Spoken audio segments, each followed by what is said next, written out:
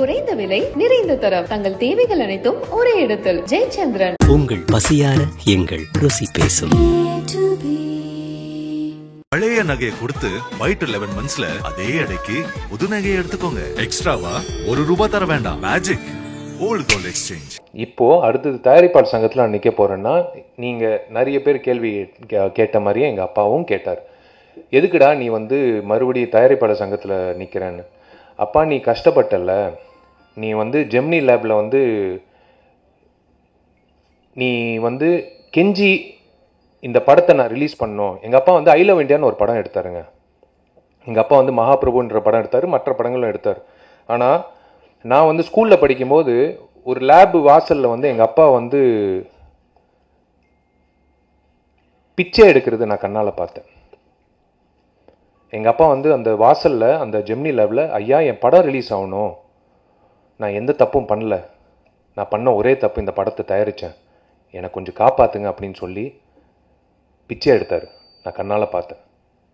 ஒருவேளை அதுவாக இருக்கலாம், ஒருவேளை இங்கிட்ட இருக்கிற அத்தனை பேரோட ஆதங்கங்களாக இருக்கலாம், ஒருவேளை நான் கஷ்டப்பட்ட அந்த காலங்களாக இருக்கலாம். அது போக்குறதுக்காக தானுங்க நான் இந்த எலெக்ஷனில் நிற்கிறேன். இனிமேல் அந்த அந்த அந்த கஷ்டம் எங்கள் அப்பாவுக்கு நடந்தது எந்த தயாரிப்பாளருக்கும் இனிமேல் நடக்காது. இந்த ஒரே விஷயம் சொன்னார் எங்கள் அப்பா, நீ ஜெயிச்சதுக்கு நீ இந்த தயாரிப்பாளர் சங்கத்தில் நிற்கிற, உன்னை எதிர்த்து பெரியவங்களாம் நிற்கிறாங்க, எல்லாரும் என்னோட நண்பர்கள் எல்லாம் இருந்தாலும் ஓகே, நடக்கலை. எனக்கு ஒரு ஒரு எனக்கு ஒரு ஃப்ளாட்டு கொடுக்கப்பட்டுச்சு. நான் தமிழ் திரைப்பட தயாரிப்பாளர் சங்கத்துலேயும் மெம்பரு, தெலுங்குலேயும் மெம்பரு. ஆனால் எனக்கு ஒரு ஃப்ளாட்டு ஒரு எனக்கு கொடுக்கப்பட்டுச்சு. உன்னால் ஒரே ஒரு விஷயம், நீ நின்னா ஒரே விஷயம், எனக்கு காதுபட ஒரு விஷயம் வரணும். விஷால் இந்த அணி மூலியமாக தயாரிப்பாளர்களுக்கு எப்பவுமே வராத ஒரு விஷயம் நீ செய்யணும். நிலம் அவங்க பேரில் நீ 1/4 கிரவுண்டோ 1/2 கிரவுண்டோ அவங்க பேரில் நீ எழுதி கொடு, நான் பெருமைப்படுவேன். இல்லைனா வீட்டு வாசலில் நிற்காதுன்னு சொல்லிட்டார். அதுக்காக தான் நான் நிற்கிறேன். இது நடக்கும். இந்த நாங்கள் சொல்கிற வாக்குறுதிகள் அத்தனையும் எஸ்ஆர் பிரபு எங்களோட பொருளாளர், எங்கள் அணி சார்ந்த பொருளாளர் விலாவரியாக சொல்லுவார். எனக்கு ஆட்டம் ஆரம்பிச்சிச்சுன்னு நிறைய பேர் சொன்னாங்க. இது குற்றச்சாட்டுகள் வரலாம், இது எதுக்கு விஷால் இப்படி பண்ணுறான்னு. தயவு செய்து don't waste your time on asking me what have you done. I have ton.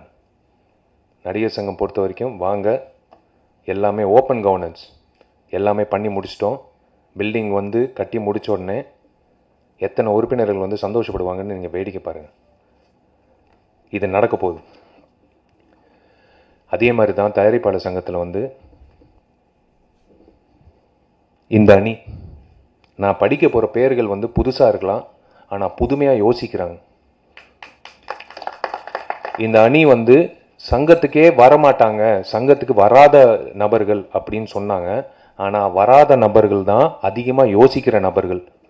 உள்ள உக்காந்து அந்த நாற்காலியை நிரப்புறதுக்காகவே 10 வருஷமாக உக்காந்து ஒன்றுமே பண்ணாமல் பைரசி ஆகட்டும், ஒரு சப்சிடி ஆகட்டும், ஒரு சின்ன தயாரிப்பாளர்களுக்கு நடக்க வேண்டிய நன்மைகள் ஆகட்டும், எதுவுமே பண்ணாமல்,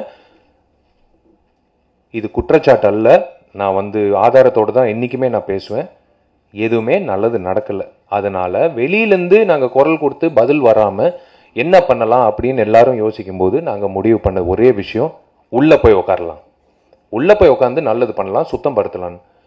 S, we are here to clear corruption, we are here to clean the entire system, and we are here to do good for producer council and producers.